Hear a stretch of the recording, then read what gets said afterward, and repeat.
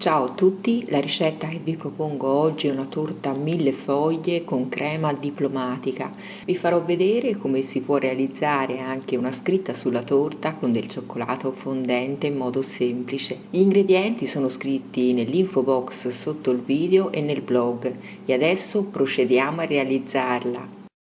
Per prima cosa preparo la crema pasticcera, metto i tuorli all'interno di una terrina e ci aggiungo lo zucchero. Mescolo il tutto, aggiungo l'amido di mais e 3 cucchiai di latte del totale. Continuo a mescolare il tutto accertandomi che non ci siano grumi. Metto il latte in un pentolino, lo trasferisco sul fuoco, gli faccio sfiorare il bollore, dopodiché aggiungo il composto con le uova e mescolo fin quando la crema non si sarà addensata e lo farà quasi subito perché il latte è già caldo. Trasferisco la crema in una terrina per fermarne la cottura e aggiungo 2 cucchiaini di estratto di vaniglia profumatissimo. Mescolo bene il tutto e copro con della pellicola trasparente a contatto.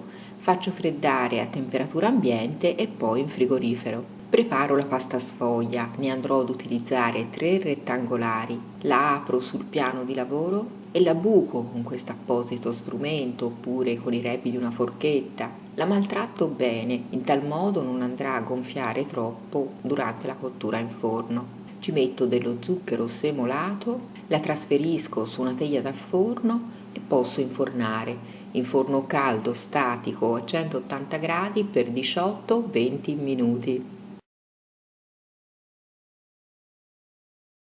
Faccio la stessa cosa anche per le altre sfoglie. Le 3 sfoglie sono pronte, preparo la panna. Metto della panna fresca all'interno del contenitore della planetaria e la monto. E quando sarà montata aggiungo lo zucchero a velo, mescolo brevemente e la panna è pronta. Prendo la crema pasticcera dal frigorifero e la mescolo con una frusta fino a fargli tornare la consistenza giusta. Aggiungo la panna montata e mescolo dal basso verso l'alto per non far smontare il composto. Continuo ad aggiungere la quantità di panna necessaria. La crema diplomatica è pronta, posso assemblare la torta.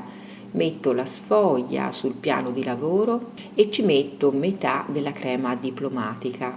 La livello con una spatola e adagio la seconda sfoglia. La sistemo premendo leggermente con le mani. Metto l'altra metà di crema diplomatica livellandola e adagio l'ultima sfoglia capovolta. Premo con le mani e trasferisco su un vassoio facendo scivolare la sfoglia. Metto in frigorifero a riposare per 30 minuti. Trascorsi 30 minuti faccio nuovamente scivolare la torta sul piano di lavoro e se ci dovessero essere delle imperfezioni sui lati li livello con un coltello. La torta è ben livellata, posso rivestirla con della panna montata, ma se preferite potete anche distribuire dello zucchero a velo sulla superficie. La livello sia sulla parte superiore che sui bordi e se voglio ottenere un effetto liscio sulla superficie, magari per realizzare delle scritte, scaldo la lama del coltello brevemente sul fornello e ce la faccio scorrere sopra.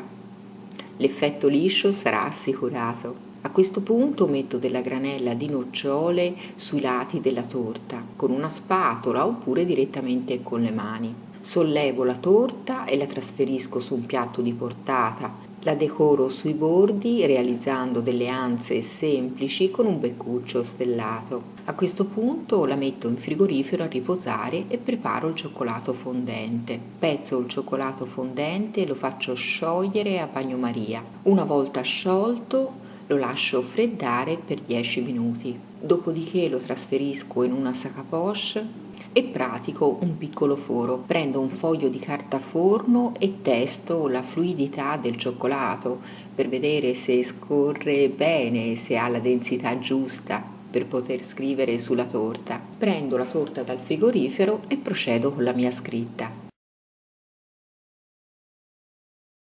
Decoro la torta con delle fragole fresche dandogli un po' di colore, le divido in 2 parti uguali e poi in 3. e la mia torta di compleanno è pronta per essere servita. Se non mangiate la torta subito, per quel che riguarda la panna fresca, utilizzate degli stabilizzanti tipo panna fix, altrimenti la panna fresca con l'andare delle ore rilascerà il siero del latte e la torta non manterrà una decorazione perfetta. Oppure potete andare ad utilizzare della panna vegetale per dolci al posto della panna fresca. E spero che anche questa ricetta vi sia piaciuta. Se vi è piaciuta, pollice in su e condividetela sui social. Attivate le notifiche del canale per rimanere sempre aggiornati quando pubblicherò nuovi video. E se non siete ancora iscritti, mi raccomando, iscrivetevi. Un bacione grandissimo a tutti e al prossimo video. Ciao!